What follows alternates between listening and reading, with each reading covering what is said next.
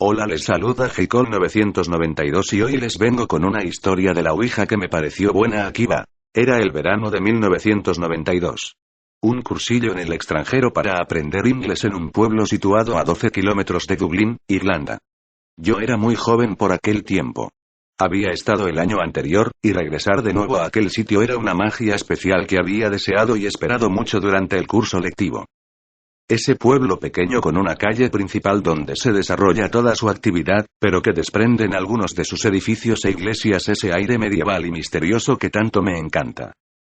Cuando pasas unos días viviendo al 100 con la gente, españoles o italianos, pues la verdad es que conoces más de las personas y sus ideas.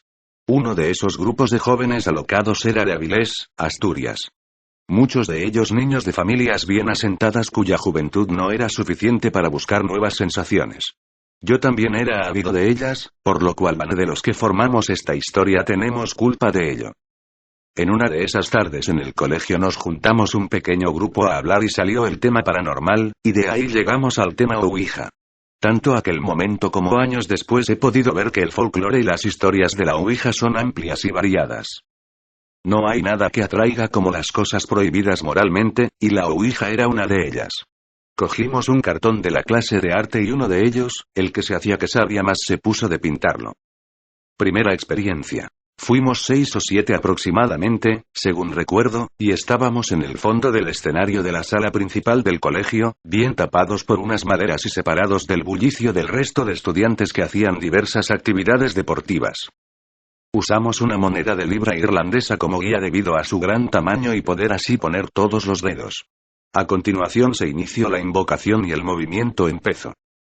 La mayoría de los presentes hicieron de esas preguntas de quién se toma la Ouija como un instrumento de futurología, para saber dudas como quién o cómo iba a ser el próximo novio de una, cuántos hijos tendría otra, Lo que sí recuerdo de todo el interrogatorio era que el supuesto espíritu se describía como una joven inglesa que había vivido por allí hace años. Hubo un momento en que me acusaron de mover la moneda yo, así que quité el dedo por un rato hasta que se convencieron de que yo no era.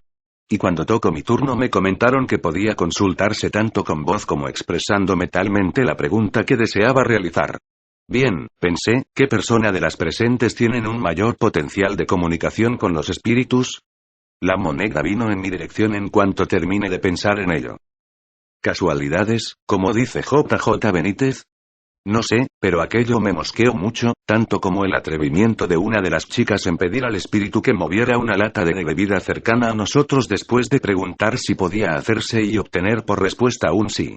No pasó nada realmente, y con ello nació el escepticismo sobre el tema en mí. Salí de aquella sala con el pensamiento de que todo era una farsa y lo grave que podía ser que la gente y los curas se enteraran. Pero ahí no terminó todo. Segunda experiencia.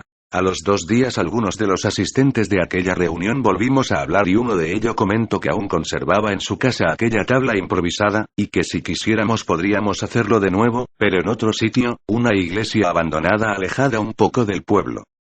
Aquella tarde fuimos a un bar y algunos tomaron cervezas antes de reunirnos de camino al sitio. No estábamos tranquilos, y menos cuando a alguien se le ocurrió murmurar en tono jocoso ¿y por qué habrán cerrado una iglesia como esta? Y ponernos nerviosos a todos. Saltamos la baja valla de piedra y entramos en el jardín de la iglesia. Nos sentamos en el prado situado en un lateral de la iglesia, tan gris y abandonada como alta que estaba la hierba, tan llena de bichos. Empezaba a anochecer y comenzamos la segunda sesión, yo con más miedo a ser descubiertos por alguien que creyente en lo que se hacía.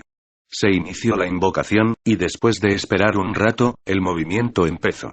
Esta sesión fue más larga y las preguntas se hicieron y se contestaron más rápidamente, tanto como mi asombro por todo lo que descubrí aquella tarde. Al no creer mucho en ello, pues pensé en hacer preguntas con respuesta que solo supiera yo, pues era el único de Madrid de los asistentes y si era todo un engaño no podrían saber las respuestas a mis preguntas. Pedí la inicial del nombre de la novia de un amigo mío del barrio. Acertó. Pedí la inicial del nombre de la novia de otro amigo.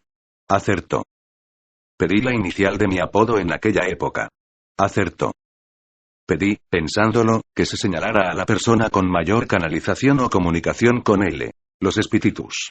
Y la moneda vino hacia mí, saliéndose casi de la tabla. Y sentí miedo. Frío y tenso miedo durante leves segundos. Era demasiada casualidad que personas que no sabían nada ni de vida y ni de mi gente en Madrid me estuvieran gastando la broma de viaje. Demasiada casualidad, o nula. Reflexiones. Han pasado años desde entonces y el recuerdo mantuvo en mí la curiosidad por el tema, para leer sobre ello y conocer las experiencias de otros. No he vuelto a practicar ni a estar en una sesión de Ouija, no por miedo, sino por respeto a las consecuencias que dichos actos pueden conllevar si no se realiza de forma responsable. Tampoco tengo el interés de conocer mi futuro, pues ciertamente prefiero moldearlo yo mismo. Es como si estuvieras viendo una película y el típico listillo te adelanta a contarte las partes interesantes y el final. Creo que la Ouija es un fenómeno auténtico a tener mucho respeto, profesionalidad y cuidado con lo que se hace. A mi entender lo concibo como el abrir la puerta de casa sin saber quién va a entrar, bueno o malo. Pero esa puerta hay que saber cerrarla, porque si no puede haber problemas, y he conocido algún caso de ese estilo. Pienso que es un canal de comunicación con espíritus del más allá, aunque me parece descabellado la teoría de instrumento de comunicación con entidades extraterrestres. Con este artículo no pretendo incitar al uso de este método, sino informar con mi experiencia propia y las conclusiones que con los años he podido sacar de ello.